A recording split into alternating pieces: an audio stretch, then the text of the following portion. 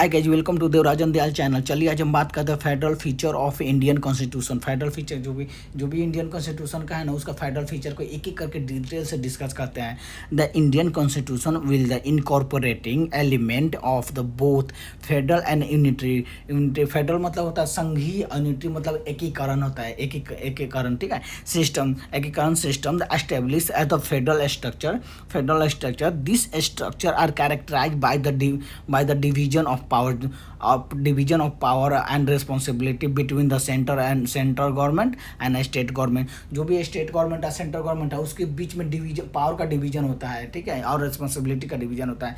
अब बात करते हैं फेडरल फीचर में क्या क्या होता है। फेडरल फीचर में होता है जैसे ड्यूअल पॉलिटिक्स जैसे होता है, ड्यूअल पॉलिटिक्स हो गया ना, सेंट्रल लेवल पर अलग पॉलिटिक्स है एंड स्टेट लेवल पर अलग पॉलिटिक्स होगा, ठीक है। जैसे सेंट्रल लेवल पर अलग लेजिस्लेशन में कानून होगा, मतलब बनाया जाएगा, अलग स्टेट लेवल पर अलग से कानून बनाएगा। सेंट्रल लेवल पर अलग से एडमिनिस्ट्रेशन होगा एंड स्टेट लेवल पर अलग से एडमिनिस्ट्रेशन होगा। सेंट्रल लेवल पर अलग से टैक्सेशन होगा, स्टेट लेवल पर अलग से टैक्सेशन होगा, ठीक है। जो कि ईच लेवल पर गवर्नमेंट अपना जो भी स्टेट अपना अलग से जुरिडिक्शन करता है, सेंटर अपना अलग से जुरिडिक्शन करता है। अब बात करते हैं डिवीजन ऑफ पावर, जो कि पावर का डिवीजन होता है। The constitution the clearly the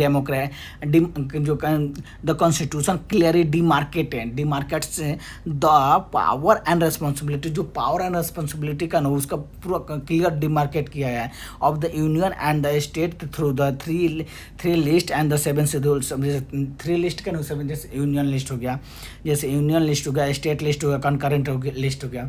तो यूनियन लिस्ट में क्या होता है, certain subject on which only the central government, जैसे ओनली द सेंट्रल गवर्नमेंट, जैसे कि आपको बता दें यूनियन लिस्ट में क्या करते हैं, जैसे डिफेंस का हो गया, एटॉमिक एनर्जी का हो गया, फॉरेन अफेयर का होगा, ये सेंट्रल गवर्नमेंट यूनियन लिस्ट में आता है। स्टेट लिस्ट में क्या होता है, जैसे पुलिस का हो गया, पुलिस स्टेट लिस्ट में आता है, पब्लिक हेल्थ होता है, एग्रीकल्चर होता है, ये स्टेट लिस्ट में आता है। कंकरेंट लिस्ट में जैसे क्या होता है, कंकरेंट लिस्ट में हो गया, जैसे मतलब जैसे स्टेट भी अपना काम कर लिस्ट बना सकता है और सेंट्रल भी, जैसे कि एजुकेशन हो गया, मैरिज एंड डिवोर्स हो गया, बैंक करप्टी हो गया, इंसॉल्वेंसी हो गया, ये आता है कंकरेंट लिस्ट में। अब बात करते हैं सुप्रीमेसी ऑफ द कॉन्स्टिट्यूशन, जो कॉन्स्टिट्यूशन का सुप्रीमेसी, मतलब कॉन्स्टिट्यूशन का supremacy, the constitution is the supreme law.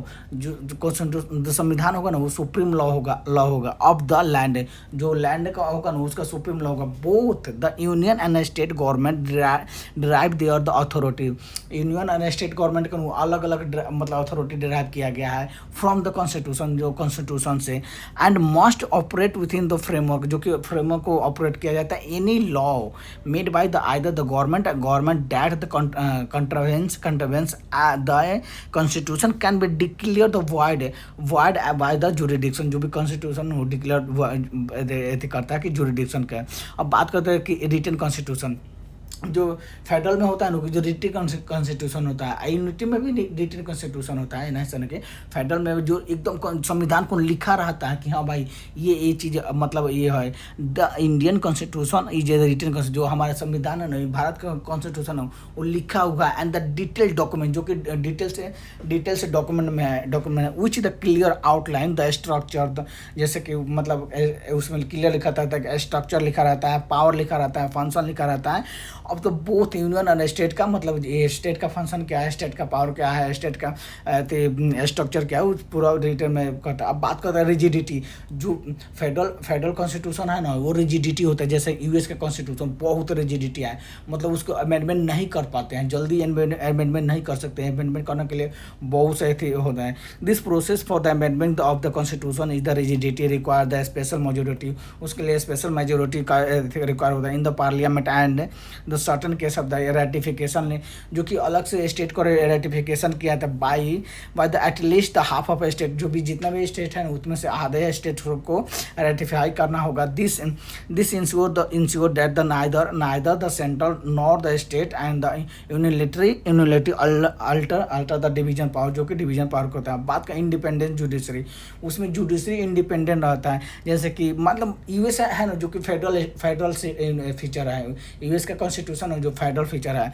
The constitution provided for the independent judiciary, उसमें जुडिशरी इंडिपेंडेंट रहता है। हालांकि यूनिटी फीचर में भी जिस इंडिया के भी जुडिशरी वो भी इंडिपेंडेंट है।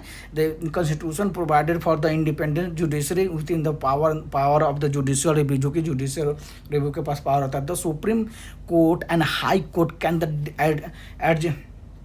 एडजेडिकेटेड द डिस्प्यूट, जो supreme court high court dispute को करता है, जैसे कि यूनियन में स्टेट में डिस्प्यूट हो गया तो सुप्रीम कोर्ट मतलब हैंडल करता है। सुप्रीम कोर्ट उस दोनों के बीच में सलाह करता है। अब बात है बाई कैमरलिज्म लेजिस्लेचर, जैसे कि Indian parliament consist of the 2 house.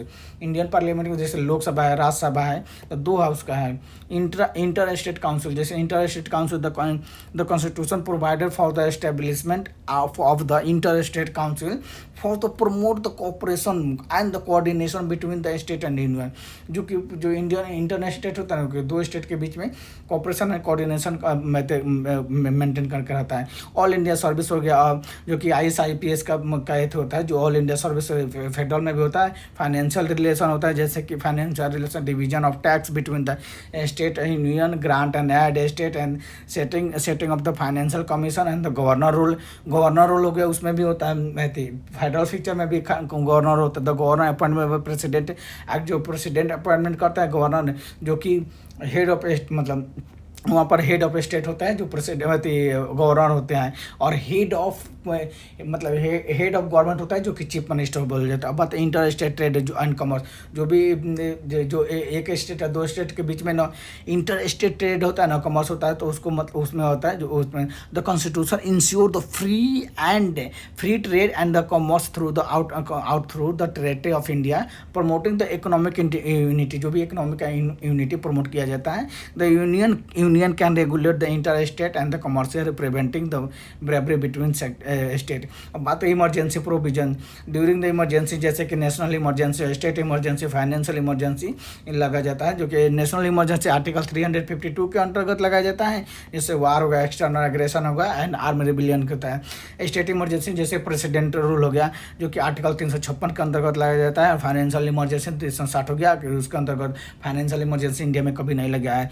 These feature are collectively ensure that the federal structure will the maintaining the unity, integrity and the nation, allowing the both autonomy and the cooperation between the union and state।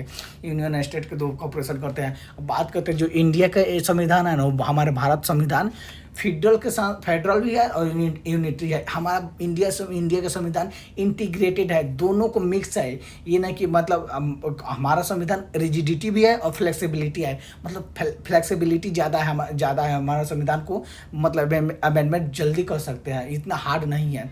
पर हमारा संविधान दोनों से mix है, ठीक है। जो